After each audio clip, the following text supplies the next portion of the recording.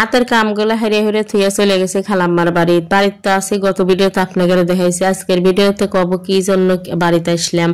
যাই হোক, আজকে আমি বাড়িতে এসে বোরকাটা খুলে হাতে হাতে ঘরটার পরিষ্কার হয়ে ধুয়ে মুছে আরো যা যা কাম আছিল করে টরে ধুয়ে গোসল টোসল করে ফ্রেশ হয়ে খালাম্মার বাড়ি চলে আসি।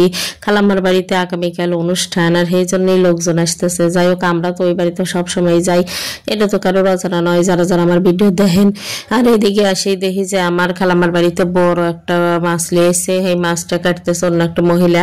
আর হ্যাঁ, কিন্তু আমার মা আর আমি দেখা দিচ্ছে। আর মানুষদের কাম হলে কিন্তু দেখাই দেওয়া লাগে, না দেখা দিলে কিন্তু কামগুলো ঠিকঠাক মতো হয় না।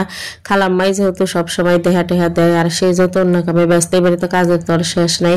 যাই হোক, আমার মেয়ে কিন্তু আমার শ্বশুর বাড়িতে নামে নাই, কে চলে আসে আমার খালাম্মার বাড়ি, ডাইরেক্ট ভ্যানে তুলে দিছে চলে আসে।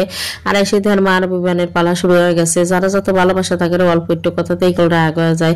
আসলে আমার মেয়ের ঢঙের কোনো শেষ নেই, এবি রাগ করে। তার রাগ অভিমান ভাঙানোর চেষ্টা হইতেছে আমার মামাতো বোন। হে একটা চিপস লিসে তারা মুখটা ভালো হওয়ার চেষ্টা হইতেছে। যাই হোক, এইদিকে হে আবার খেলাধুলায় ব্যস্ত, আর সবাই যার যার কামে ব্যস্ত। এখন তো বিকেল 4:30 বেজে গেছে, কিন্তু এখনো পর্যন্ত দুপুরে খাওয়া দাওয়া কারো রয় নেই। আসলে বাড়ির মানুষজন বেশি হলে যা হয়, অল্প মানুষের কামের গোছ থাকে, আর বেশি মানুষের কামের কোনো গোছ থাকে না। একা একা কাম হলে ঠিকই টাইমলি কাম কাজ হয়ে যায়। যেহেতু মানুষজন বেশি হয়েছে, মেহমান টেহমান আইছে, তাই একটু কাম একটু এলোমেলো হয়েছে, একটু দেরি হয়েছে। এদিকে আমার ছোট ভাইয়ের বউ ঘরটার পরিষ্কার হইতেছে, অন্যদিকে আমার মামি কিচেন রুমে বাচ্চাদের জন্য রোস্ট রান্না করতেছে।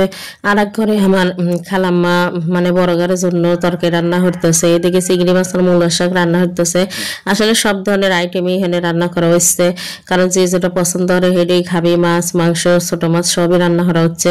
আর এদিকে আমার পুচকু বাতি চেকলিয়ে আমি একটু আদর যত্ন করতেছি, একটু ভালোবাসতেছি। আমার বাচ্চাটা মাশাআল্লাহ অনেক শান্তশিষ্ট। বাইস্তের আকিকে উপলক্ষে কিন্তু আমরা আসছি, এটা লিয়ে এত আয়োজন।